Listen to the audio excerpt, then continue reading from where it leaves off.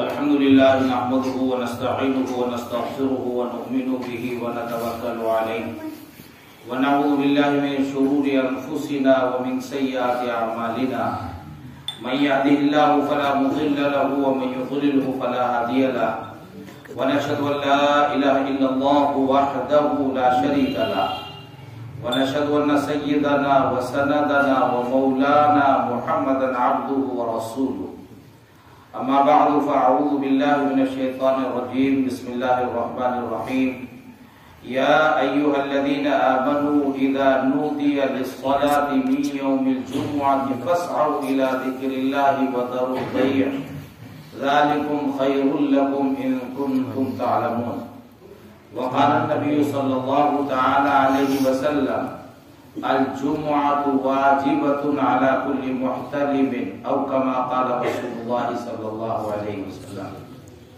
حضرات المحترمین،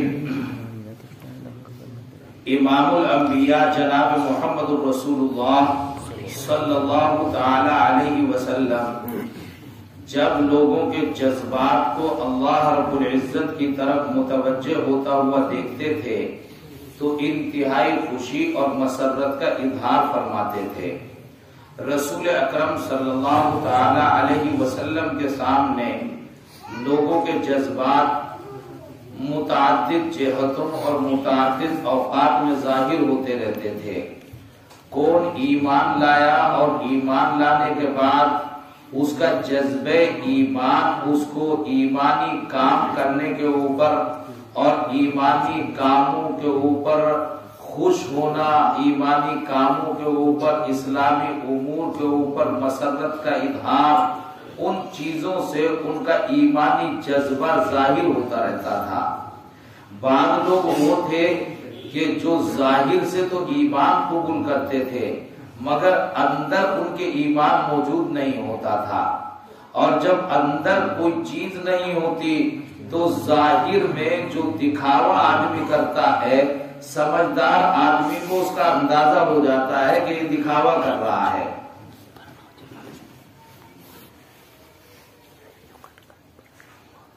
تو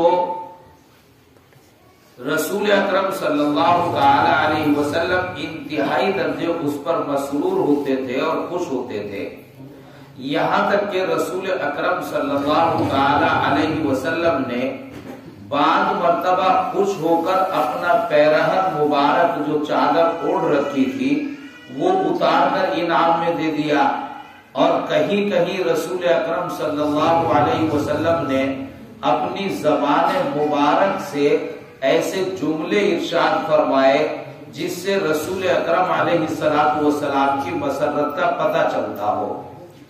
تو آپ حضرات آج اس انداز پر جو جمع ہے اور انتہائی خوشی اور مسرت آپ کے چہروں پہ نظر آ رہی ہے، اس سے آپ کے ایمانی جذبے کا پتہ چلتا ہے کہ آپ کے اندر ایمانی جذبہ ہے اور آپ اس پر بہت خوش ہیں کہ اللہ رب العزت نے کچھ نسبتیں آپ کو دیکھنے یا سننے کو عطا فرمائی اور کچھ دین کی باتیں آپ کے کانوں تک پہنچنے کا ایک سنہرا سا، ایک الگ سا، ایک نمایاں سا موقع میسر آیا.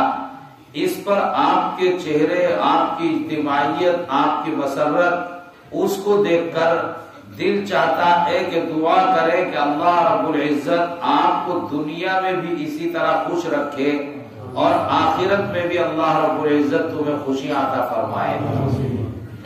بہرحال یہ صورتحال یہ ہے کہ اصل رسول اکرم صلی اللہ تعالی علیہ وسلم کا مقصود اجتماعیت ہے.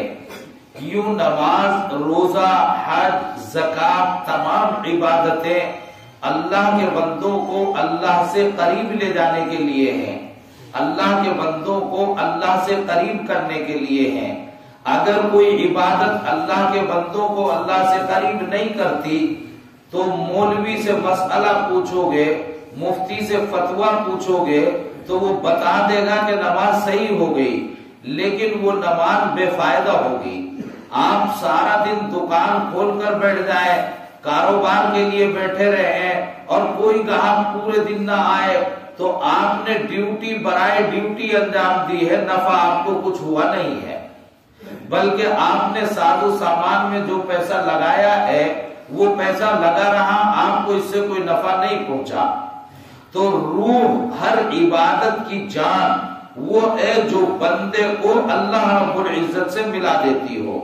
اور اگر ہمارا روزہ، ہماری نماز، ہماری زکوٰۃ، ہماری عبادتیں یہ بندے کے دل کو اللہ رب العزت کی طرف متوجہ کرنے میں ناکام ہے تو پھر یہ عبادتیں یہ اسی زمین پر دکھاوے کی عبادتیں ہیں، ہمارے دل کے اطمینان کی عبادتیں ہیں، مفتی کے فتوے کی عبادتیں ہیں، یہ عبادتیں آسمانوں تک پہنچ نہیں رہی۔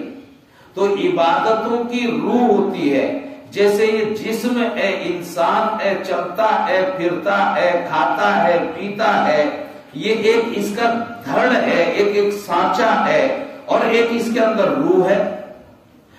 جب یہ روح نکل جاتی ہے تب بھی یہ جسم پورا موجود ہوتا ہے مگر بے فائدہ ہو جاتا ہے، وہ روح دکھائی نہیں دیتی۔ کبھی کسی نے روح کو داخل ہوتے ہوئے یا نکلتے ہوئے دیکھا نہیں۔ لوگ کہتے ہیں کہ پیدا ہو گیا، پھر کبھی کہتے ہیں مر گیا۔ وہ کیا چیز تھی جو اس جسم میں تھی اور کیا چیز تھی جو ختم ہو گئی؟ وہ کوئی چیز ہے، وہ کوئی ایک حقیقت ہے، اسے آپ نے نہیں دیکھا، میں نے نہیں دیکھا، کسی نے نہیں دیکھا، لیکن ہر ایک اس حقیقت کو تسلیم کرتا ہے، اس کا انکار نہیں کرتا۔ میں کہتا ہوں جیسے بجلی ہے، بجلی آپ نے کبھی کسی نے دیکھی؟ کالے رنگ کی ہوتی ہے، پیلے رنگ کی ہوتی ہے، نیلے رنگ کی ہوتی ہے، کتنی موٹی ہوتی ہے، کتنی باریک ہوتی ہے، آپ نے ہم نے کبھی نہیں دیکھی، لیکن بجلی کی طاقت کا ہمیں اور آپ کو یقین ہے، اور جس کو یقین نہ آئے وہ تار پکڑ کے دیکھ لے۔ بجلی دیکھ نہیں رہی، اس کو یقین نہیں ہے تو یقین آ جائے گا، ننگا تار پکڑ کے دیکھے۔ تو وہ کوئی ایک روح ہے، کوئی ایک چیز ہے، وہ ایک حقیقت ہے۔ اس پر جو ہے انگریزوں نے ابھی کچھ سال پہلے ریسرچ کیا، اور ریسرچ کیا اس طرح کے مریض ہاسپٹل میں جاتے ہیں تو مریض کو جس بیڈ پر لٹایا وہ آج کل کے کانٹے تولنے کے طریقے الگ الگ ہیں، اس بیڈ میں کانٹا لگا ہوا تھا، وزن اس کا کتنا ہے، یہ مریض وہ مریض وہ مریض، سب پر کانٹے فٹ کر دیے، لگا دیے، اور تولنے کے آلے لگا دیے۔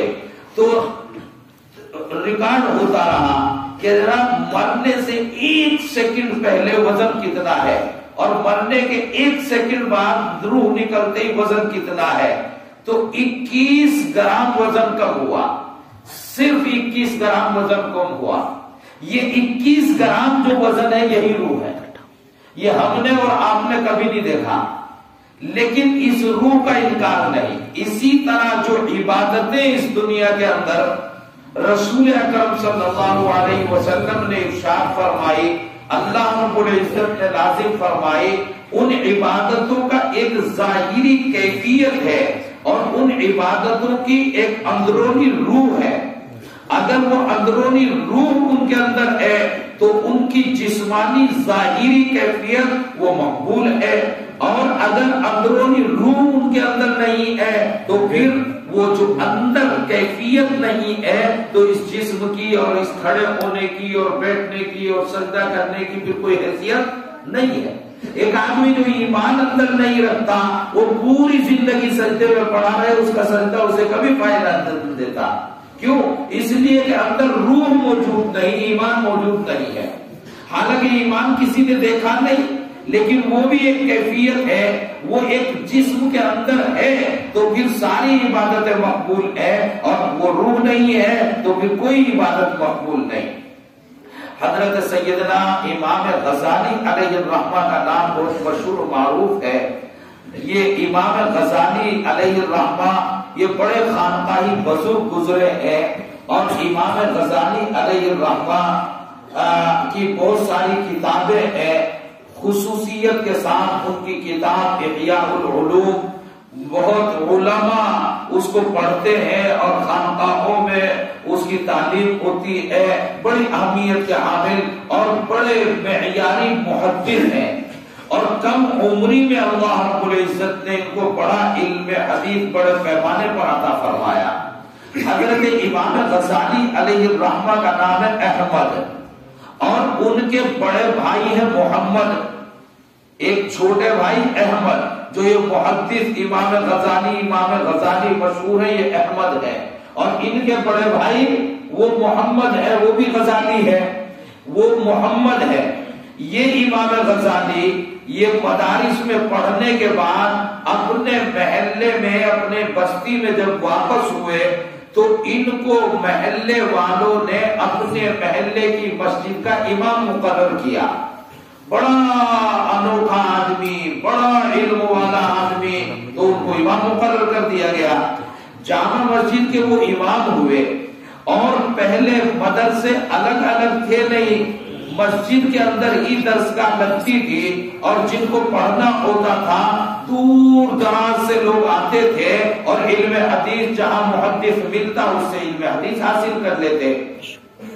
تو حضرت امام غزالی علیہ الرحمہ کا محدث ہونے کا چرچا ہو گیا علاقے میں، اور لوگ دور دراز سے، نو عمر آدمی ہے، 22-24 سال کی عمر ہے، اور ان سے علم حدیث حاصل کرنے کے لیے لوگ آن پڑے وہاں پر، علاقے کے بھی ہیں، باہر کے بھی ہیں۔ حضرت امام غزالی علیہ الرحمہ سبق پڑھاتے، اور علم حدیث پڑھانے کا ان کا انوکھا انداز، بڑے بڑے مولوی آ کر ان سے علم حدیث پڑھتے تھے۔ یہ ایک سلسلہ چل رہا تھا، اور حضرت امام غزالی علیہ الرحمہ کا امامت کی حیثیت سے بھی، حدیث کی حیثیت سے بھی، ہر حیثیت سے فیض جاری تھا۔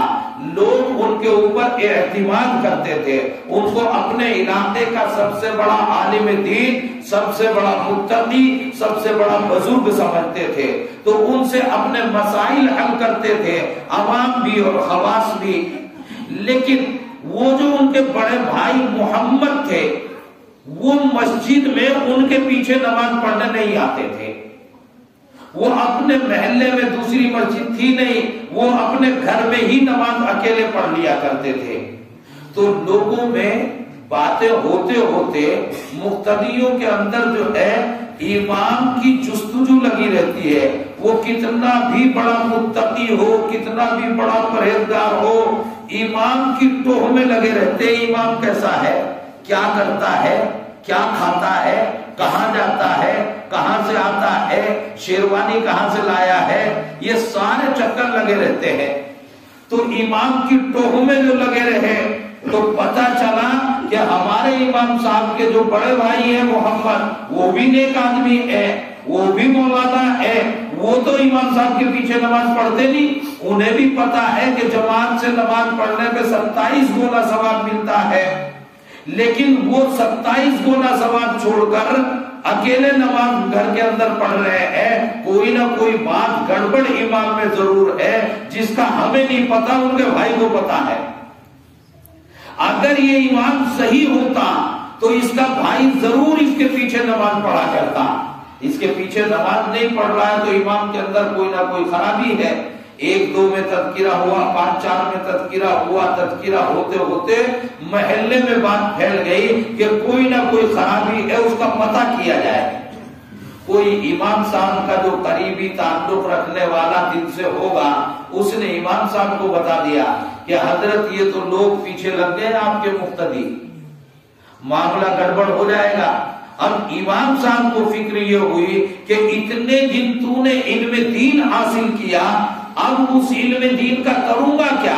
علم دین تو اس لیے نہیں کہ میں نے حاصل کر لیا، وہ تو اس لیے کہ حاصل کر کے اللہ کے بندوں تک، رسول اکرم علیہ السلام کے امتیوں تک اس کو پہنچانا ہے، اس کو رکھنا نہیں۔ رسول نے نہیں رکھا، صحابہ نے نہیں رکھا، تابعین نے نہیں رکھا، ولیوں نے نہیں رکھا، مجددین نے نہیں رکھا، تو مجھے کیوں رکھنا ہے؟ تو وہ تو جبھی مفید ہے جب اس کو آگے پہنچایا جائے، اس کا تقاضا ہی یہی، ذمہ داری یہی۔ لوگوں کا اگر میرے اوپر سے اعتماد ہی اٹھ گیا تو میرے سے پڑھنے کون آئے گا؟ یہ تو سارے جو پڑھنے آئے ہوئے یہ سب بھاگ جائیں گے، تو پھر اس علم حدیث کا فیض رک جائے گا، یہ علم حدیث آگے میرے سے اس کا فائدہ نہیں پہنچ پائے گا۔ تو گھر میں گئے اور گھر میں ابا تو بچپن میں چھوڑ کر گزر گئے تھے، امی تھی جنہوں نے پالا تھا، پرورش کی تھی، تو امی کے گھٹنوں سے جا کے لگ کے بیٹھ گئے اور امی سے کہا کہ امی یہ جو ہمارے بڑے بھائی ہیں گڑبڑ کر رہے ہیں، ابھی یہ سلسلہ چل رہا ہے، امامت بھی ہے اور جناب پڑھانا بھی ہے اور اللہ کے احکام کی ترجمانی ہے، رسول اکرم صلی اللہ علیہ وسلم کی سنتوں کو لوگوں کو بتانا ہے، اگر لوگوں کا اعتماد میرے سے اٹھ گیا تو پھر تو فائدہ ہی کچھ نہیں ہوگا مجھے پڑھنے کا۔ اور وجہ یہ ہے اعتماد کے اٹھنے کی کہ میرا بڑا بھائی نماز پڑھنے کے لیے میرے پیچھے نماز پڑھنے کے لیے مسجد نہیں جاتا، لوگوں میں چیوی گوئیاں ہو رہی ہیں، شور شرابہ ہو رہا ہے، اعتماد اٹھ رہا ہے۔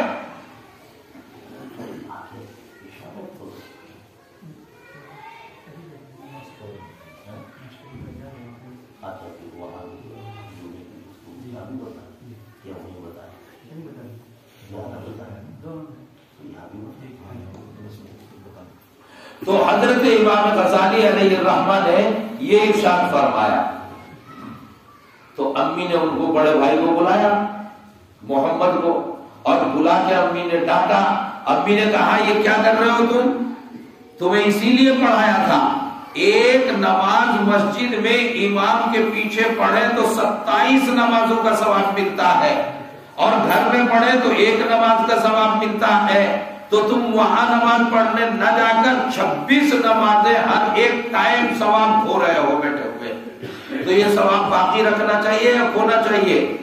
تم اتنے بڑے مولوی ہو گئے، تمہاری سمجھ میں بات نہیں آئی، اور پھر تمہارے چھوٹے بھائی پر احمد پر اس کا اثر پڑ رہا ہے، تو تم جاؤ اور مسجد میں جماعت سے نماز پڑھو، کبھی نہ دیکھ لو کہ تم جماعت سے امام کے پیچھے نماز نہیں پڑھ رہے تھے۔ اس ڈر کے امی سے اگلا ٹائم ظہر کا تھا، وہ مسجد کے اندر پہنچ گئے، جا کے پہلی صف میں یہاں بیٹھے ہوئے امام کے پیچھے، جب امام صاحب آئے نماز کھڑی ہوئی، وہ بھی کھڑے ہو گئے جماعت میں، اور 2 رکعت تک یہی نماز پڑھتے رہے۔ 2 رکعت نماز پڑھنے کے بعد جب امام صاحب تیسری رکعت کے لیے کھڑے ہوئے، نیت توڑی، اور اب تو صفیں لگی ہوئی ہیں، تو صفوں کے بیچ کو نکلتے نکلتے اور گھر چلے گئے، پھر 2 اپنی الگ نماز گھر جا کر پڑھی۔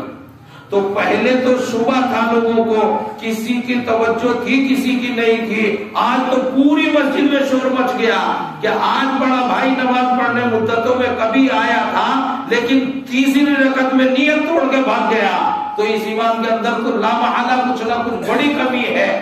آج امام صاحب کا رکنا مشکل ہو گیا، سبق نہ پڑھا کے سیدھے امی کے پاس گئے اور جا کے پھر شکایت کی کہ آج بڑے بھائی یا تو نہیں جا رہے تھے تو ایک شکوہ تھا، اور گئے تو یہ کیا۔ تو آج امی نے بلایا اور امی نے بلا کے ڈانٹا، یہ کیا کیا تم نے؟ تیسری رکعت پہ نیت توڑ کے بھاگے ہیں مسجد میں، لوگوں کو ورغلاتے پھر رہے ہو۔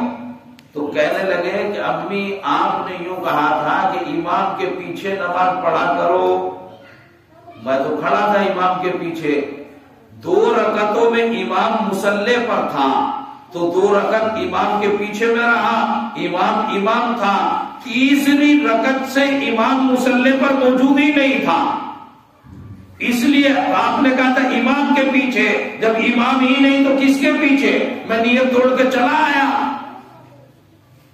تو غزالی سمجھ گئے، امام صاحب سمجھ گئے، امام صاحب نے تسلیم کیا کہ واقعی میں مصلی پر نہیں تھا، یعنی جسم تو مصلی پر تھا، کھڑے تھے، نماز پڑھا رہے تھے، 4 رکعتیں پڑھا رہے تھے، لیکن ذہن اللہ کی طرف متوجہ نہیں رہا تھا۔ اور یہ جو پیچھے نماز پڑھ رہے تھے یہ بھی اتنے بڑے بزرگ تھے، امام کس کیفیت سے گزر رہا ہے ان کو اس کا کشف ہو رہا تھا، ان کو اس کا کشف ہو رہا تھا، یہ امام کے دل کی کیفیت کو دیکھ رہے تھے، اور ان کو پتہ چل گیا کہ امام تیسری رکعت میں مصلی پر نہیں ہے، یعنی امام کا ذہن اللہ کی طرف متوجہ نہیں ہے، کھڑے ہیں نماز میں، حساب کہیں اور لگا رہے ہیں، کہیں سڑک پہ چل رہے ہیں، کہیں سامان خرید رہے ہیں، کہیں کھیت کاٹ رہے ہیں، کہیں شادی کر رہے ہیں، کہیں مہمان نوازی کر رہے ہیں، پتہ نہیں کیا ذہن میں چل رہا ہے، کھڑے یہی ہے مسجد میں لیکن ذہن کہیں اور چل رہا ہے۔ امی نے پوچھا کہ یہ کیا ہوا؟ تو امام صاحب نے بتایا کہ ایک مسئلہ مجھے پڑھانا تھا نماز کے بعد، وہ سلجھ نہیں رہا تھا، تو میرا ذہن تیسری رکعت میں ایک کتاب کی طرف چلا گیا تھا۔ تو امی جان نے بتایا کہ جناب آپ کا ذہن چلا گیا کتاب کی طرف، حالانکہ کتابیں پڑھی تھی اس لیے کہ نماز میں ذہن رہے اللہ کی طرف، اس لیے نہیں پڑھی تھی کہ نماز میں ذہن کتابوں کے لیے۔ کتابیں نماز کے لیے تھی، نماز کتابوں کے لیے نہیں تھی۔ کتابوں سے ذہن نماز میں جائے، نماز سے ذہن کتابوں میں نہیں جائے۔ تو تمہارا ذہن نماز سے کتابوں میں گیا، تمہارے پڑھنے کا کوئی فائدہ نہیں ہوا۔ اور تمہارا جو پیچھے کھڑے ہوئے تھے بڑے بھائی، تم نماز میں تھے یا تمہارا ذہن جو ہے امام کی کیفیت کو دیکھ رہا تھا؟ تمہارا ذہن ہونا چاہیے تھا اللہ کی طرف، نہ کہ امام کی طرف کہ امام مصلی پر ہے یا کتابوں میں ہے۔ تو اللہ کی طرف توجہ دونوں کی نہیں رہی، آپ کی امام کی طرف ہو گئی اور امام کی کتابوں کی طرف ہو گئی۔ اس امی نے یہ کہا کہ تمہیں ساری زندگی میں نے پڑھایا، نہ تم کام کے نکلے نہ تم کام کے نکلے، اس لیے کہ یہ عبادتیں جو تمہیں سکھائی تھی اس لیے سکھائی تھی کہ ان کے اندر وہ روح ہو کہ پوری عبادت میں از اول تا آخر اللہ رب العزت کی طرف تمہاری توجہ رہے۔ یہ روح ہے تمہاری عبادتوں کی، اگر یہ روح تمہاری عبادتوں کے اندر موجود نہیں ہے، تمہارا ذہن کہیں ہے اور کہیں ہے، تو پھر سمجھو کہ نمازیں ادا ہو رہی ہے لیکن وہاں قبول نہیں ہو رہی ہے، اور جب تک وہاں قبول نہیں ہوگی وہاں سے رحمتوں کے فیصلے نہیں آئیں گے۔ اس لیے کہ رحمتیں یہاں زمین پر نہیں ملتی، وہ تو آسمانوں سے نازل ہوتی ہے، وہ تو عرش الہی سے آتی ہے۔ عرش الہی پہ تمہاری نمازیں جائیں گی تو وہ رحمتوں کو لے کر آئیں گی، اور عرش الہی پر نہیں جائیں گی تو رحمتیں لے کر نہیں آئیں گی۔ بہرحال مقصود یہ ہے کہ یہ جو جماعت ہے اور نماز ہے اور جمعہ ہے، اس سے مقصود ہے کہ آدمی کے اندر عبادت کے جذبات پیدا ہوں اور اجتماعیت ہو۔ اجتماعیت پنج وقتہ جماعت سے بھی ہوتی ہے، اور اس سے بڑھ کر اجتماعیت جمعے سے ہوتی ہے، جس میں دور دراز کے لوگ زیادہ تعداد میں اکٹھے ہو جاتے ہیں، تو اسلامی ایک شان، ایک شوکت کا اظہار ہوتا ہے، ایک اجتماعیت ہوتی ہے۔ اور جہاں چھوٹی بستیاں، غیر متمدن بستیاں، جہاں پنج وقتہ اتنے لوگ اکٹھے ہوں گے، جمعے میں بھی اتنے اکٹھے ہوں گے، فجر میں بھی اتنے ہی آتے ہیں، جمعے میں بھی اتنے ہی آئیں گے، تو وہاں تعداد ہی کچھ نہیں ہے۔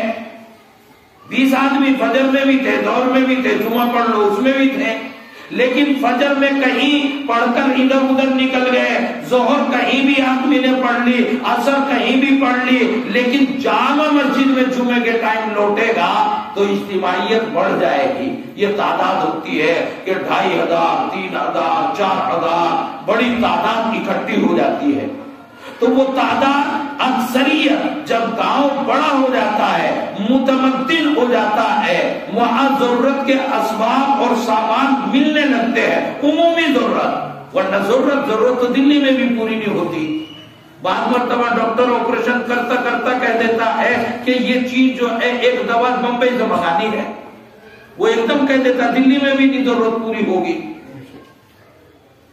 رائے پور میں بھی ضرورت پوری نہیں ہوگی، سہارنپور میں ضرورت پوری نہیں ہوگی۔ بہت سے مریض ہیں تھوڑی دیر میں وہ وہاں سے ٹرانسفر کر دیتے ہیں کہ یہاں سے دلی لے جاؤ، برانا لے جاؤ، فلاں لے جاؤ، فلاں لے جاؤ، ان کے پاس سامان نہیں، ان کے پاس ضرورت کی چیزیں نہیں، تو ساری ضرورتیں نہیں ملا کرتی۔ عموماً اگر تم 10 دن باہر نہ جاؤ تو آپ کو آٹا دال یہاں سے مل سکتا ہے گاؤں میں سے یا نہیں مل سکتا؟ مل سکتا ہے۔ تو عمومی ضرورت کا سامان پہلے کچھ شرائط اور زیادہ سخت ہوا کرتے تھے، لیکن اب پہلے کیا تھا کہ اگر کوئی ضرورت کا سامان نہیں مل رہا، رائے پور تک جانا پڑ گیا تو پتہ نہیں 8 گھنٹے لگیں گے، 6 گھنٹے لگیں گے، پیدل آدمی جائے گا، پیدل آئے گا۔ اب تو گھر گھر بائکیں کھڑی ہوئی ہے، کاریں کھڑی ہوئی ہے، یوں جو ہے ککستان اور یوں گئے اور یوں 10 منٹ میں آئے۔ اس لیے وہ صورتیں جو پہلے تھی وہ باقی نہیں رہی. اب اللہ نے بڑی سہولتیں عطا فرمائی. اور یہ بھی ضرورت نہیں, یہیں سے فون کر دیا, دکاندار نے سامان بھیج دیا, اور کوئی گیا ہوا اس کا پتا ہے بھائی وہاں گیا ہوا رائے پور میں, آپ نے فون کر دیا وہ لیتا چلا آیا. تو فون بھی موجود ہے, بائکیں بھی موجود ہے. وللہ الحمد. آپ کا گاؤں الحمدللہ کافی بڑا گاؤں ہے اور متمدن گاؤں ہے, پکے مکانات ہے, پکے راستے ہیں, پختہ سڑکیں ہیں, اور گاؤں جو ہے کئی ایک گاؤں یہ متصل لگاتار پہاڑی آبادیاں ایسی ہی ہوتی ہیں. ہمارے یہاں دیوبند میں بھی ایسی آبادیاں ہیں. مثلا ہمارا جو ہے دارالعلوم سے لے کر خانقاہ تک ایک حصہ پڑ جاتا ہے, خانقاہ سے لے کر اور قاسم پورے تک 2-4 کھیت بیچ میں پڑے ہوئے ہیں. اب ان میں کچھ پلاٹنگ ہو گئی مگر کوئی آباد نہیں ہے. تو یہ گیپ آتا ہے تھوڑا سا بیچ میں, تھوڑا کہیں کھیت وہ بھی ہمارے ہی ہیں, وہ بھی کسی دوسرے گاؤں کے نہیں ہے. تو کوئی پہاڑوں میں خاص طور پر اس طرح کی لمبی آبادیاں ہوتی ہے. تو آپ کی آبادی کا انداز ایسا ہے کہ یہ تسلسل کے ساتھ ایک اگرچہ الگ گاؤں ہے, جیسے شہر میں محلے الگ ہوتے ہیں, خانقاہ ہے, قاسم پورہ ہے, فلانا ہے, تو ایسے محلے الگ ہوتے ہیں. یہاں گاؤں کے نام الگ ہے. یہ متعدد بستیاں ایک ساتھ مل کر تو کافی زیادہ ہو جاتی ہے. باقی یہ بستی بھی کافی بڑی اور متمدن ہے, اور راستے اور مکانات پختہ ہیں. لگتا ہے جو صورتیں ہمارے جناب مولانا قاسم مظاہری صاحب اور ان کے رفقائے کار وہ دیوبند گئے, اور تمام چیزیں جو یہاں پر صورتحال ہے وہ لکھ کر دے کر آئے, اس کا اندازہ یہاں پر لگا کہ واقعتاً اسی طرح کی صورتحال موجود ہے. وہاں بھی مفتیوں نے مشورہ کیا, ان کی لکھی ہوئی صورتحال کو دیکھا تو سب کا اطمینان یہ ہے کہ ان بستیوں کے اندر جمعہ قائم کرنا درست ہے. ان میں جمعہ پڑھ سکتے ہیں, لیکن جمعے کے لیے کچھ تفصیلات ہوتی ہیں. مثلا عام اذان ہوتی ہے, اذان کے بعد آپ دکان کھولے بیٹھے رہتے ہیں, جماعت سے 3 منٹ پہلے دکان سے چلتے ہیں. جمعے کی اذان جتنے بجے ہوگی, جمعے کے بعد دکان کھولنا جائز نہیں رہے گا.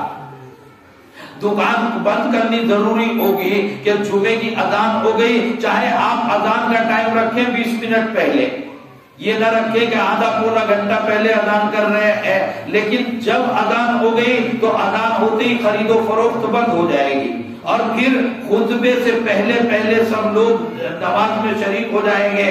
خطبہ سننا بھی واجب ہوگا. جیسے 2 رکعت ظہر میں 4 رکعت ہوتی تھی, اس میں 2 رکعت کے قائم مقام خطبہ ہو جائے گا, اور 2 رکعت جو ہے جمعے کی ہو جائیں گی. اس لیے ذمہ داریاں بھی بڑھتی ہیں اور احساس بھی بڑھنا چاہیے. اس لیے ان کا خیال رکھتے ہوئے آپسی مشورے سے جو ذمہ داران مسجد ہے وہ جمعے کی اذان کتنے بجے ہوگی, خطبہ کتنے بجے ہوگا, جمعہ کتنے بجے ہوگا, بستی والوں کے لیے سہولت کی کیا صورت ہوگی, وہ آپ لوگ مشورہ کر کے جمعہ قائم کریں. اللہ رب العزت آپ کے اس عبادت کے انداز کو, آپ کے رجحان کو, آپ کی توجہ کو, اور اس موقع پر آپ کے چہروں کی خوشی کو اللہ قبول فرمائے, اور اس جمعے کے قیام کو آپ کی ترقی کا, دنیاوی اخروی ترقی کا ذریعہ بنائے. اللہ رب العزت آپ میں یکجہتی اور اتحاد پیدا فرمائے.